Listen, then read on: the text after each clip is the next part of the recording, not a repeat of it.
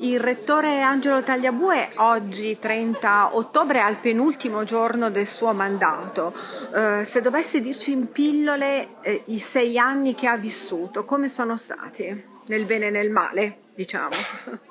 Avventurosi, in pillole, avventurosi per tutte le vicende che ben conoscete, comunque dalla pandemia a tutti i notevoli cambiamenti che ci sono stati. Pensate che si sono avvicendati anche vari governi nel frattempo, invece noi eravamo qui, per cui questa dinamica di eventi ci ha portato a entrare in una velocità decisionale, a volte anche un pochino monocratica, determinata purtroppo dalle urgenze che si sono verificate.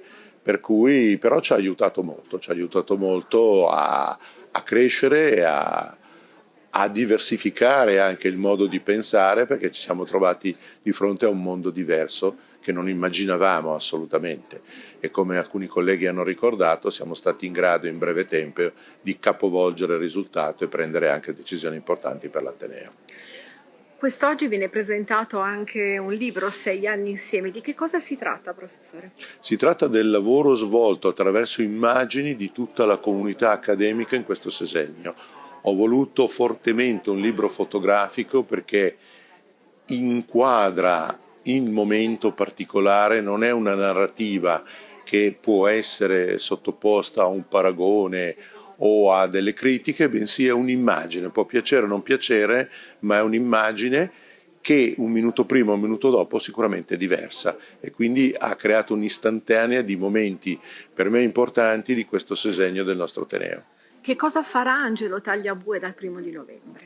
Rientrerà a fare quello che faceva prima di fare il rettore, ovvero dirigerà un'unità complessa di cui è già direttore dell'ospedale di Circoli Varese di odontostomatologia, è un direttore di dipartimento ospedaliero e cercherà di avviare una nuova sfida, quella della fondazione, essendo presidente della nuova fondazione universitaria, di far partire questa ennesima entità che può essere di grande aiuto per l'Ateneo. Nei mesi scorsi attorno alla fondazione, e forse sono state anche queste le ragioni di alcuni attriti e di alcune polemiche interne all'università, qual è la sua posizione a distanza di tempo rispetto La sia alla mia, fondazione sia a quanto è accaduto all'interno dell'Ateneo in termini di polemica?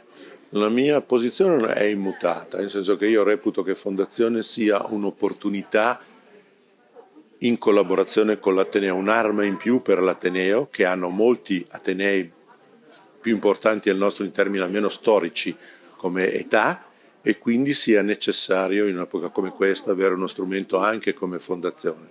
Quello che c'è stato è stato forse frutto di una incompatibilità su questo criterio, che la fondazione non è in antitesi all'Ateneo ma è in aiuto all'Ateneo. Penso che si sia superato e ci sarà modo di superarlo ulteriormente, anche perché non essendo più rettore potrò svolgere con più serenità questo incarico. Grazie e tanti auguri, buon lavoro. Grazie a voi.